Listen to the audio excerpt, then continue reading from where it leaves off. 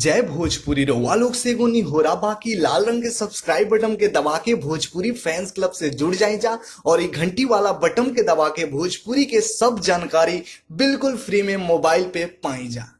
नमस्कार दोस्तों, आप सभी लोगों का स्वागत है हमारा चैनल BFC एल्बम न्यूज़ में। दोस्तों, वीडियो में आगे देखने से पहले लाइक करिएगा, चैनल पे नए हैं तो सब्सक्राइब करके बेल वाले आइकन को ऑल पे सेलेक्ट कर लीजिएगा ताकि ऐसी और भोजपुरी की लेटेस्ट वीडियो देखने के लिए मिलते रहे इस चैनल पर।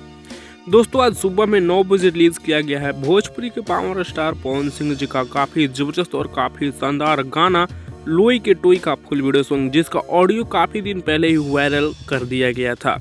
दोस्तों, बता दें कि जिस गाने में पवन सिंह जी के साथ में श्वेता महरा और पवन सिंह जी के साथ पुनीता प्रिया जिस गाने को गाई हैं, वो गाना रिलीज हुआ है अदिति फिल्म्स के यूट्यूब चैनल पर आज सुबह 9 बजे। जिस गाने का नाम है लोई के टोई, जो कि काफ़ी ज़बरदस्त, काफ़ी शानदार, काफ़ी हाई लेवल का गाना है। जो आप लोग देखिएगा तो आप लोगों को खुद पता चल जाएगा कि गाना काफ़ी ज़बरदस्त होने वाला है।